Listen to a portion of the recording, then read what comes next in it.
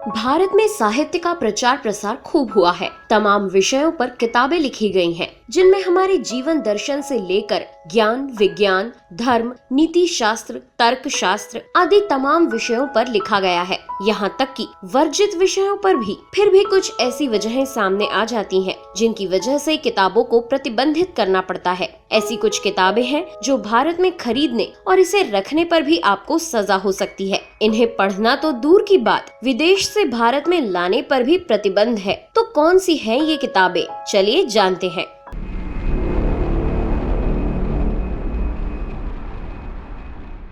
पहले नंबर पर है हिंदू हेवन। इस किताब को लिखा है मैक्स वाइली ने। ये किताब सन 1933 में फरार एंड राइनहार्ट पब्लिकेशन द्वारा पब्लिश की गई थी। अब आपके मन में सवाल उठ रहा होगा कि आखिर इस किताब में ऐसा क्या था जो ये बैन हो गई। असल में मैक्स वाइली ने इसमें अमेरिकी मिशनरीज के काम करने पर लिखा है। अमेरिकी मिशनरीज भारत में कहाँ थी, क्या काम करती थी और उस समय भारत कैसा था जैसी कई बातें इस किताब में थी। अब आपको जरूर ये लग रहा होगा कि इसमें किताब को बैन करने जैसा क्या था। असल में लोगों को इस किताब को पढ़ने पर लगा कि इसे बहुत बढ़ा चढ़ाकर लिखा गया है। साथ ही मैक्स वाइली ने भारत के मौसम को लेकर भी मिशनरीज पर पड़े असर के बारे में भी लिखा है। बस इसी के बाद इस बुक को बैन कर दिया गया। इसे आप भारत में तो खरीद ही नहीं सकते, बल्कि इसे इम्पोर्ट भी नहीं किया जा सकता।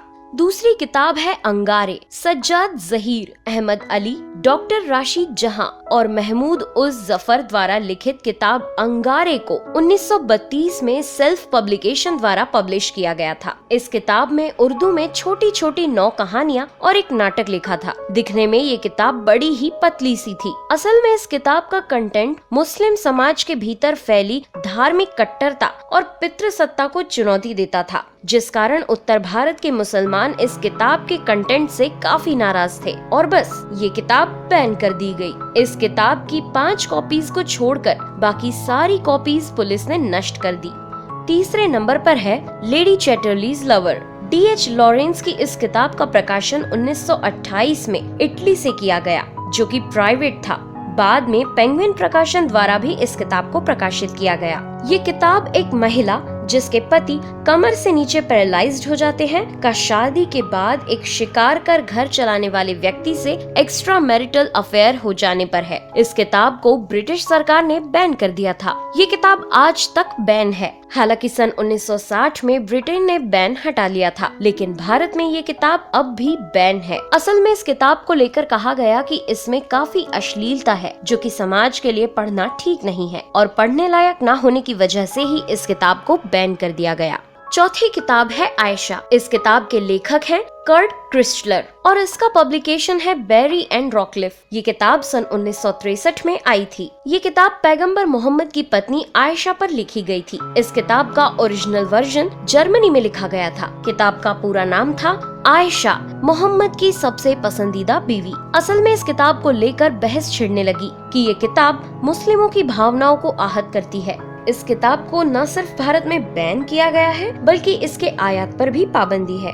5वें नंबर पर है कैप्टिव कश्मीर। इस किताब के लेखक थे अजीज बेग और अलाइड बिजनेस कॉरपोरेशन ने 1957 में इस किताब का प्रकाशन किया था। ये किताब कश्मीर और भारत के संबंधों पर लिखी गई है। इस किताब का पूरा नाम captive Kashmir, story of betrayed and enslaved people, यानी कि कैदी कश्मीर, धोखा खाए और गुलाम बनाए गए लोगों की कहानी। इस किताब में भारत और कश्मीर के संबंधों को खराब बताकर भारत के कश्मीर के प्रति अपनाए रवैये की आलोचना की गई है। भारत के रुख को क्रूर और अत्याचारी बताया गया है। ये किताब ना तो आप भारत में खरीद सकते हैं और ना ही आयात करवा सकते हैं। अगली किताब है 9 Hours to Ram। Stanley Wolpert की लिखी इस किताब को सन 1962 में रैंडम हाउस पब्लिकेशन द्वारा पब्लिश किया गया था। ये किताब महात्मा गांधी की हत्या करने वाले नाथूराम गोडसे के ऊपर लिखी गई है। इस किताब में ऐसा लिखा गया था कि उनकी हत्या उनकी सुरक्षा में हुई भूल और कमी के कारण हुई। यूनिवर्सिटी ऑफ कैलिफोर्निया के हिस्ट्री प्रोफेसर स्टैनली वॉलपर्ट ने अपने लेखन में इशारा किया कि गृह मंत्रालय द्वारा हत्या वाले दिन महात्मा गांधी की सुरक्षा में